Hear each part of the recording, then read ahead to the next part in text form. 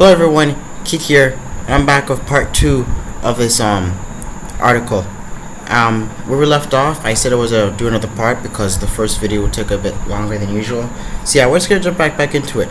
I'll leave a link to this down in the description box below, along with our email. You can email us at theones@gmail.com for private consultation.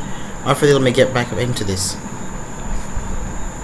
On August 30th, A and B finally conclude the terms of the credit sale and the purchase money security agreement is signed. A files his financing statement on September 1st. One might assume that C should prevail over A, but this may not be correct. A did file within 10 days after the debtor received possession of the equipment as the debtor.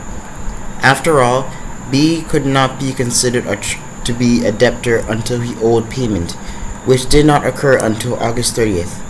Thus, A might prevail over C through his rather stretched version of a temporarily unrecorded security interest. 2. 21-day grace periods. Under Section 9/304, a security interest in a negotiable instrument may remain perfected for a period of 21 days without filing or possession when the secured party gives up possession of the negotiable document for the purpose of selling or preparing for sale the goods represented by the document. This form of temporarily unrecorded security interest often occurs in a letter of credit transaction. Example XII. At buyer B's request, Bank A issues a commercial credit letter of credit in favor of seller X. The letter obligates Bank A to honor letter of credit in favor of seller X.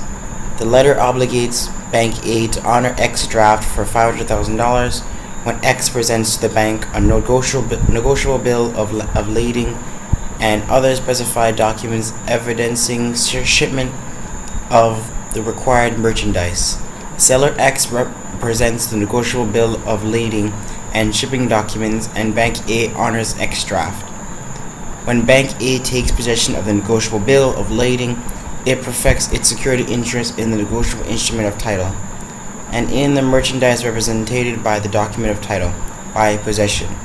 Buyer B, however, needs the goods to resell before he will be able to repay Bank A. On June 1st, Bank A releases the negotiable bill of lading to B so that B can obtain possession of the merchandise for resale. If on June 10th, C, a subsequent creditor of buyer B, searches the Article 9 filings preparatory to make a loan to B secured by the merchandise, C will find no record of Bank A's perfected security interest in the negotiable instrument or in the merchandise represented thereby.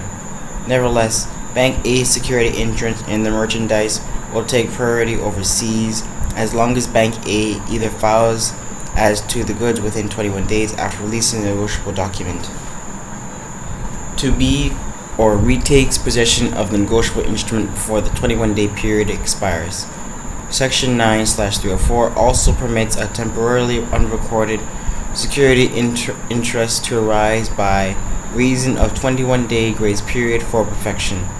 This section provides that a security interest in an instrument or in a negotiable instrument is perfected without filing or the taking of possession for a period of 21 days from the time the security interest attaches to the extent that it arises for the new value given under a written security agreement. Example XIII. At the request of buyer B, Bank A issues a commercial letter of credit in favor of seller X. In the application for the letter of credit, buyer B grants Bank A a security interest in all negotiable documents in all negotiable documents of title involved in the transaction, because the application for the letter of credit constitutes a written security agreement, and because the bank has given new value by unconditionally obligating itself to honor X's drafts upon the presentation of specified documents. The bank's security interest will attach in the negotiable document as soon as the debtor has rights in the collateral. Pursuant to the letter of credit, on June 1st, seller X ships the goods and procedures from the carrier a negotiable bill of lading covering the goods.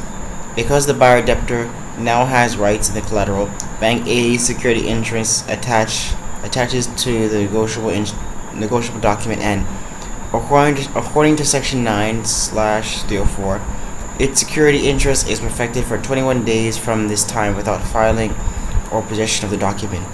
This is sensible because it will take time before the negotiable document reaches the bank.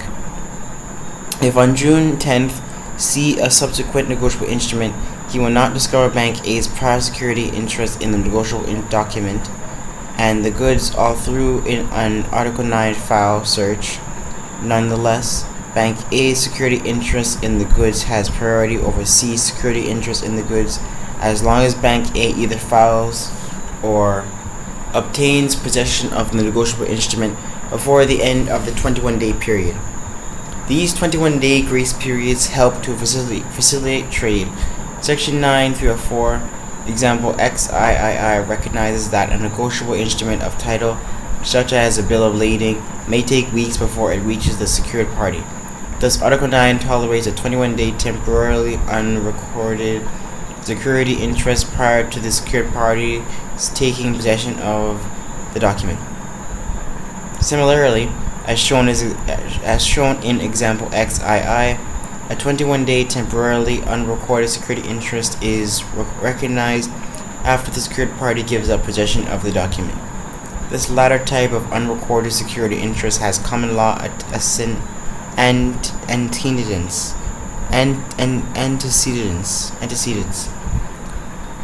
Historically, a pledge of collateral could continue if the secured party relinquished possession and control of the collateral for a short period of time and for a reason that primarily benefited the secured party. In this case, the secured party, the bank, does release the collateral, the bill of lading, for a short period of time, 21 days, and for its own benefit. By releasing the negotiable bill of lading, the debtor will be able to obtain possession of the goods, hopefully resell them, and reimburse to the bank with the proceeds of the sale. Like the harm caused by a 10-day temporarily unrecorded security interest, the danger of these 21-day temporarily unrecorded security interests can be neutralized and pre-filing and loan deferral. After 21 days, unless there has been a filing as to the negotiable bill of lading, or the bill of lading has come into the bank's possession, the bank's security interest will lapse. Of course, as the filing grace periods become longer, 21 days or 4 months becomes progressively more difficult to rely on pre-filing and loan deferral to protect against temporarily unrecorded security interests. Several other courses of action may be advised. First, if the debtor imports goods, there is a good chance that the letter of credit financing is involved. The potential creditor should request permission from the debtor to contact the debtor's bank to discover whether the bank has undertaken a letter of credit financing for the debtor's account. Second, a creditor might be able to detect possible prior security interest without a bank inquiry. The possession of collateral by a third party, as in example XIII, should be a tip-off to the possibility of prior security interest. Third, the creditor or his attorney can demand that the debtor make detailed representations in the security agreement that no prior security interest exists.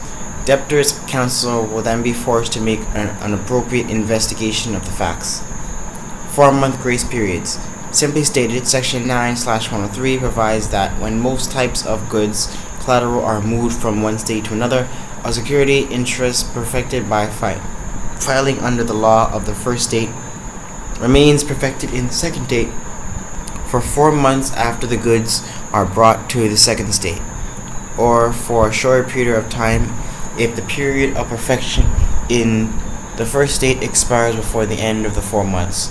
Thus, the drafters of Article 9 opted not to require a creditor to police his collateral closely and refile immediately when the collateral is taken to a second state. Section 9/103 requires a secured creditor to monitor monitor his collateral only sporadically. With respect to subsequent secured creditors, however, the section can result in a 4-month temporarily unrecorded security interest in the state to which the collateral has been removed. Example XIV. On June 1st, A files a financing statement in state X to reflect his security interest in B's computer equipment. On June 15th, however, B moves the equipment to state Z. A's security interest will remain perfected in state Z for 4 months after June 15th based on his filing in state X. On June 23rd, C lends money to B secured by the computer equipment. A search by C of the state Z filing system will not reveal any record of A's perfected security interest in the equipment. Despite C's inability to detect A's prior security interest, C's interest is subject to A's perfected security interest as long as A files a financing statement in state Z before the 4-month period expires. An analogous, temporarily unrecorded security interest problem can arise when goods are moved from one country to another country. In a state that adopts alternatives subsection to section 9/401, a filing which is made in the proper country continues effective for 4 months after a change to another country of the debtor's residence or place of business or the location of the collateral, whichever controlled the original filing. It becomes ineffective thereafter unless a copy of the financing statement is filed in the new country within said period. Thus, both the interstate and intrastate movement of collateral or a change in the debtor's residence can create similar temporarily unrecorded security interest problems. The 4-month filing grace period caused by the interstate movement of debtor's goods collateral poses a serious problem in a 50-state filing system. One obvious solution is to change from a 50-state filing system to a national filing system. Although a national filing system may not have been totally feasible when Article 9 was first drafted, the technology for such a system now appears to exist. A national filing system would solve the interstate temporarily unreported security interest problem, illustrated by example XIV.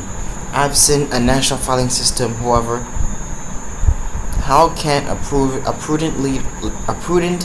lender protect himself against these 4-month temporarily unrecorded security interests? There is no easy answer. In the security agreement, a lender might at least demand specific representations that no such prior security interest exists.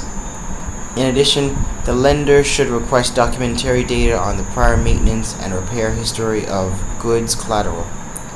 Evidence showing maintenance or repair work done in a different state could lead to further inquiries and perhaps the discovery of a prior valid security interest in that other state.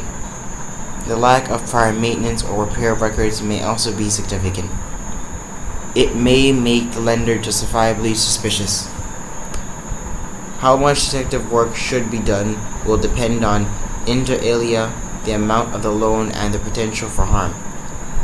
When appropriate, asking for a standby letter of credit or some other type of third-party guarantee to assure repayment of the loan could eliminate the harm caused by these temporarily unrecorded security interests.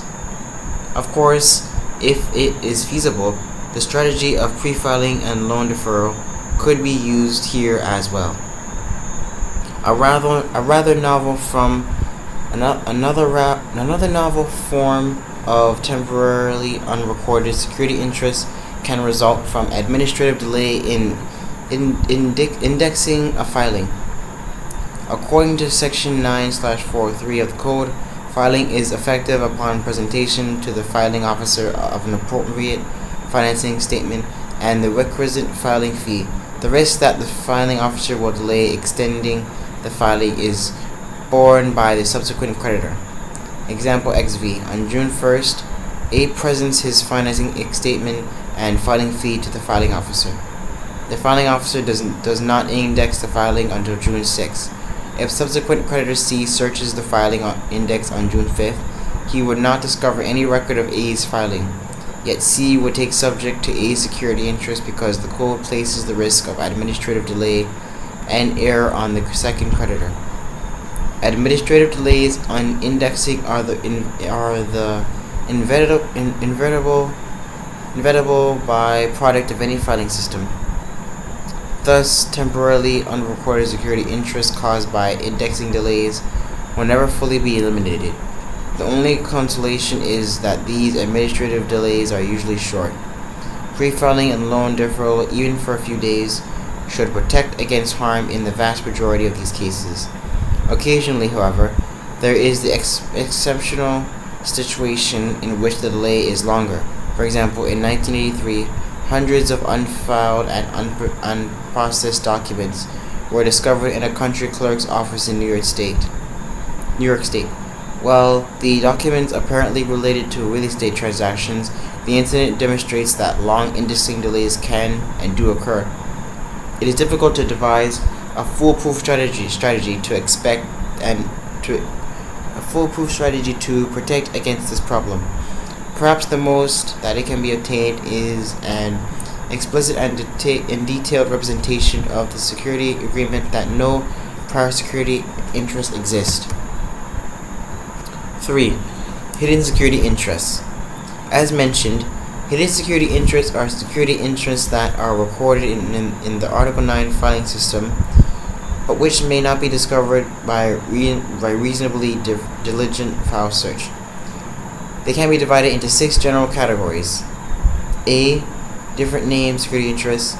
B. Change of use security interest. C. Change of place security interest. D. Misindexed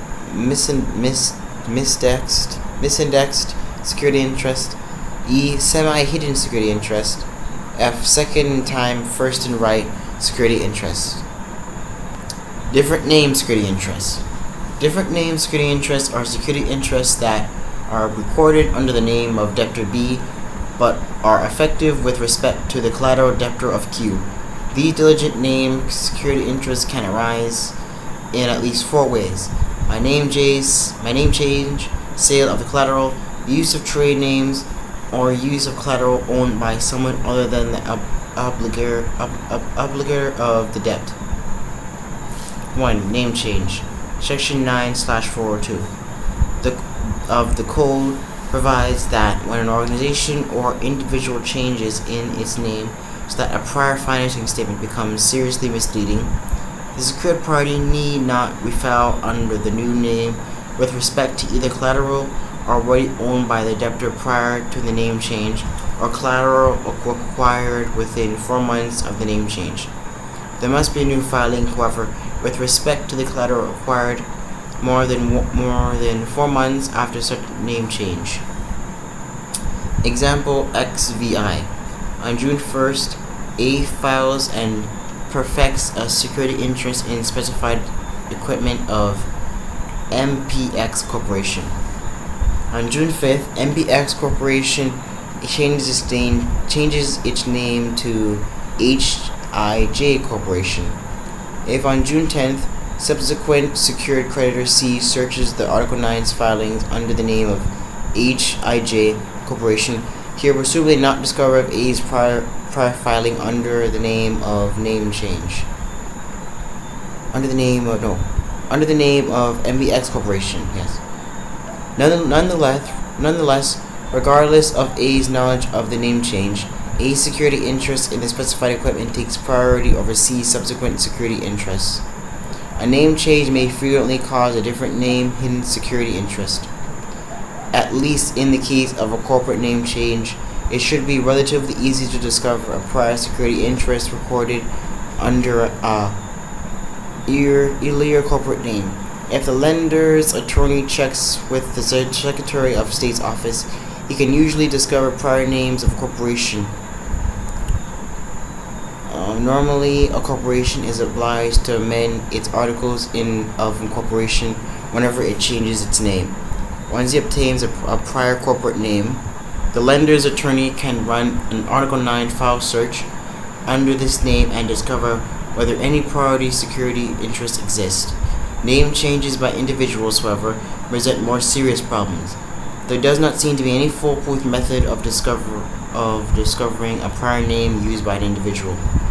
If this is true, why does the code opt to make a second creditor bear the risk of a prior hidden security interest when there is little he can do to discover it? The simple answer may also be the correct answer. The code gives priority then the second creditor to discover a name change. How can the first creditor assure himself that his debtor is not using a different name to defraud some or all of his subsequent creditors? When neither creditor can reasonably discover the name change, it seems sensible at least to prefer the first creditor over the second creditor. As a result, if a lender plans to lend to an individual, he should at least keep this name change problem in mind. Although there is no guarantee that it will uncover a prior identity, running a credit check is of course prudent. When there is real concern, additional precautionary measures can be taken. Questioning prior employees or credit references might be helpful in this regard. Sale of the collateral. Except in certain specified cases, a security interest continues in collateral notwithstanding sale, unless the disposition was authorized by the secured party in the security agreement or otherwise. If the security interest in the original collateral was perfected by filing at the time of the sale, the security interest should continue as a perfected security interest after the sale. This can lead to a rather unusual form of different name security interest involving secured parties of two different debtors. Example XVII. Bank A has perfected security interest in the equipment of debtor B, a candy manufacturer. It files a financing statement listing the debtor's name as B. If B now sells the equipment to C, Bank A's perfected security interest will continue in the equipment, unless Bank A somehow authorized B's sale, or C could qualify as a buyer in an ordinary course. Section 9/306 would seemingly require C to take the equipment subject to Bank A's perfected security interest. If C now borrows money from D, secured by the same equipment, D would search the unrecognized filings under the name of C and discover no record of A's filing under the name of B. Nonetheless, A's bank security interest in the equipment would take priority over D's security interest. Buyers of second-hand equipment should be particularly careful of this section 9/306 different name security interest. Suppose A has a perfected security interest in the equipment of B Corporation. Without A's authorization, B Corporation sells its used equipment to C Corporation, a dealer in second-hand equipment, under Section 9/307 of the Code. C Corporation is not a buyer in ordinary course of business. In order to attain this status, C Corporation would, inter alia, have to buy from a seller who is in the business of selling used equipment. B Corporation seller is not in the business of selling used equipment. Thus, C Corporation does not take free of A's perfected security interest in the equipment. But now C Corporation sells the used equipment to D. D is a buyer in ordinary course because C Corporation is in the business of selling used equipment. Despite his status, however, D still takes the equipment subject to A's perfected security interest. Section 9/307 permits a buyer in ordinary course to take free of security interest credited by his seller, not by his seller. Here, D could take free of a security interest created by C, but would not take free of A's security interest created by B. If E then lent money to D, secured by this second-hand equipment, E would take subject to A's prior security interest. These various forms of Section 9/306, different name security internationalist, will probably appear most often in transactions involving equipment. Collateral. One way to protect against harm from these security interests would be to trace the chain of title of the equipment. Once the names of prior owners of the collateral are known, it would be easy to run file searches under these names. Unfortunately, there is no easy way for a subsequent lender to trace the chain of title to personal property and uncover the names of prior owners. The law does not generally require that personal property transfers, as opposed to real estate transfers, be publicly recorded. Thus, a lender can never be absolutely sure that he has discovered the names of all prior owners. As a practical matter, however, creditors of subsequent owners, such as D in example XVII, will rarely be hurt by security interests created by prior owners of equipment collateral. When there is an authorized sale, the creditor of the prior owner, in example XVII, has a security interest in both the original collateral and in the proceeds. Thus, A can satisfy his security interest out of either the original or the proceeds collateral. Since the proceeds are in the hands of immediate debtor, B, in example XVII, may prefer initially to foreclose on the proceeds, perhaps leaving a subsequent creditor D a clear field with respect to the original collateral now in the hands of C. Example XXVIII. On June 1st, A lends B $10,000 and takes a security interest in a Renoir watercolor that hangs in the waiting room of B's office. On June 3rd, A files a financing statement in the Secretary of State office describing the equipment collateral as a Renoir watercolor entitled The Opera. On June 15th, B trades the Renoir watercolor for a Whistler etching, which B also hangs in his waiting room. The Whistler is the proceeds collateral of the original collateral, the Renoir. If C, a subsequent secured creditor of B, searches the files on June 30th to see if the Whistler is already encumbered, he will discover A's prior filing as to the Renoir watercolor entitled The Opera. Because the Whistler is also equipment and constitutes proceeds of the Renoir, the filing converting the Renoir is good to as to the Whistler. Unless C makes this connection, he may lend to B and find that his security interest in the Whistler is subordinate to A's.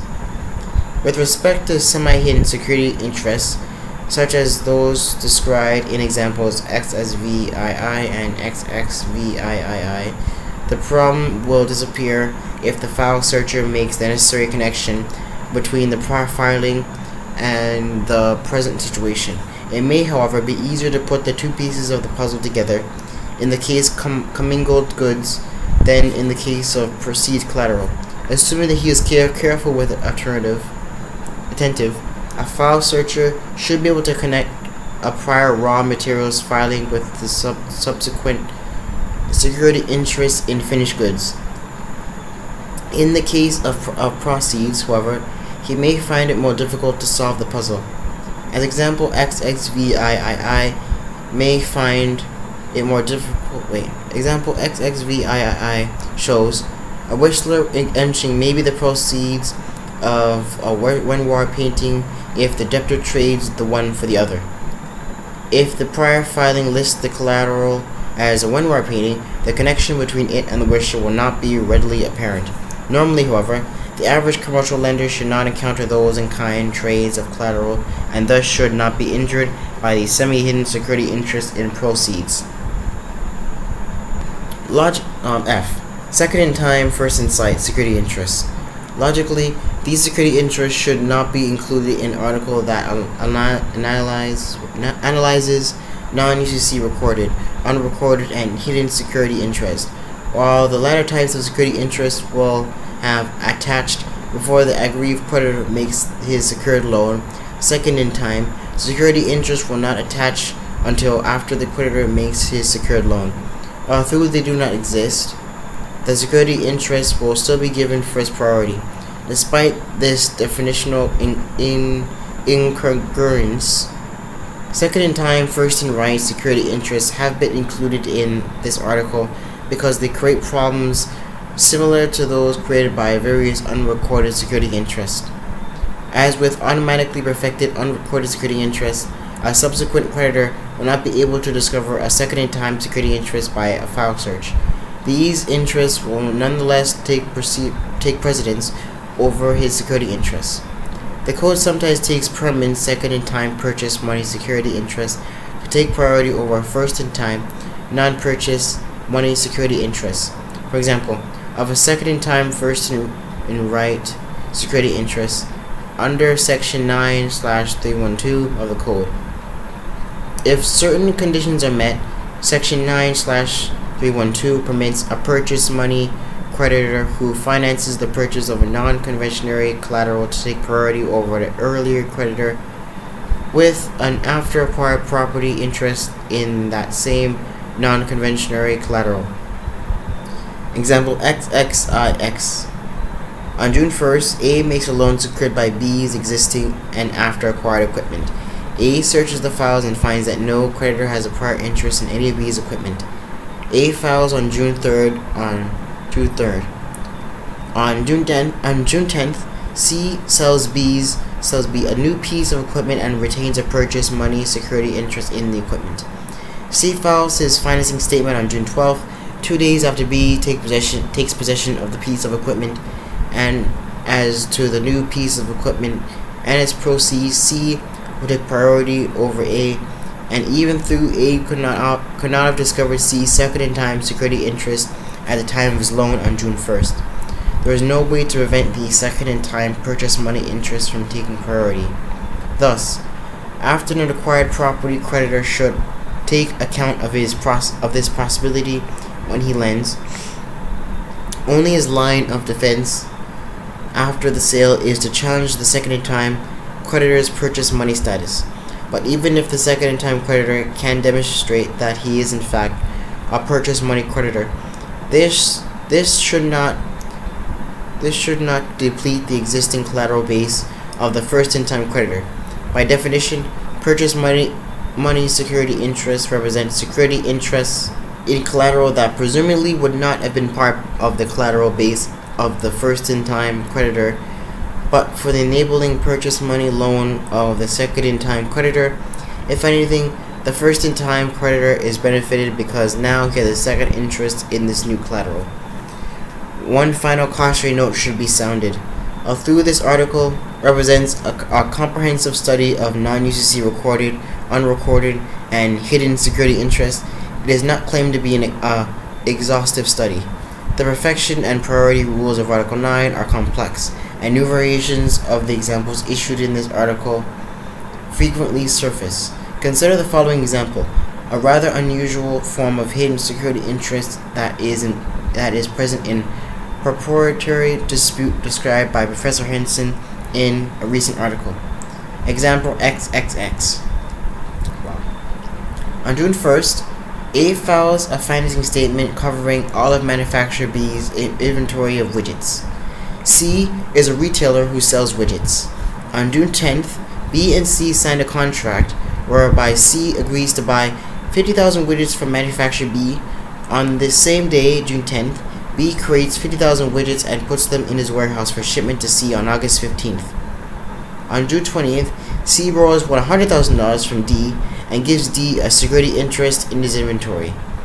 D searches the Article 9 filings and discovers no prior filing as to C's inventory on June 20th. D files his financing statement on June 20th.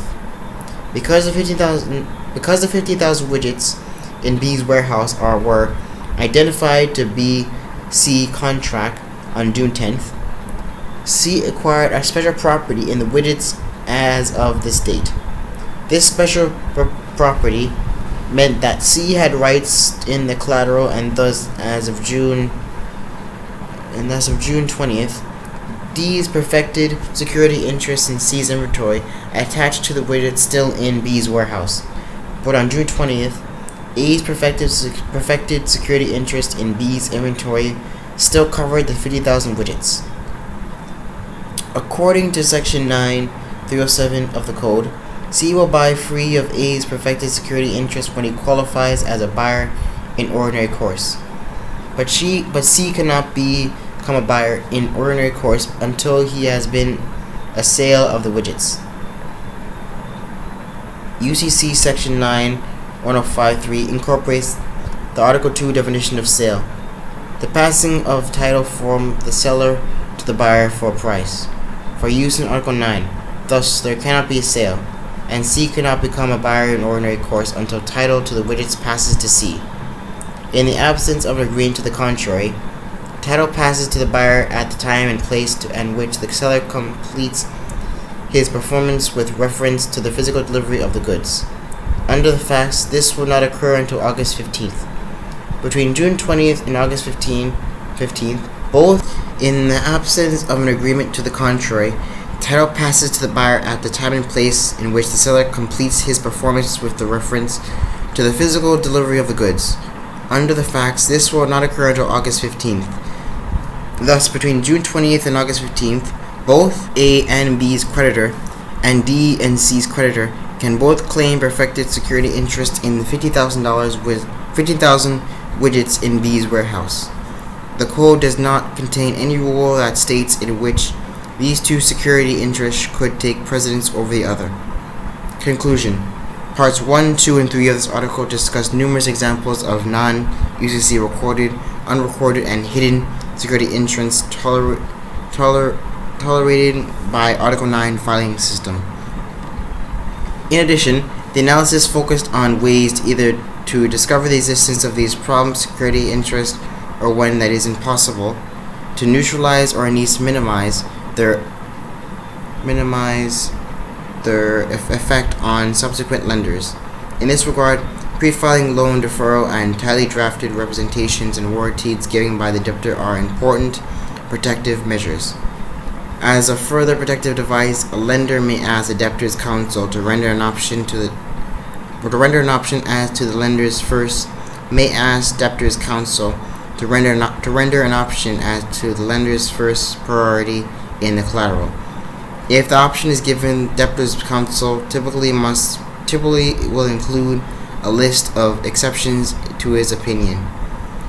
Even through narrow, the opinion will give the sophisticated lender a true picture of the risk he is taking, and will, in combination with the other measures mentioned throughout the article, presumably give the lender the most complete protection available. Yeah, so about it, guys. Like, comment, and subscribe. I'll leave links down in the description box below, along with email. You can email us at themontage@gmail.com for our consultation. And yeah, I'll see you guys in the next video. Have a nice day.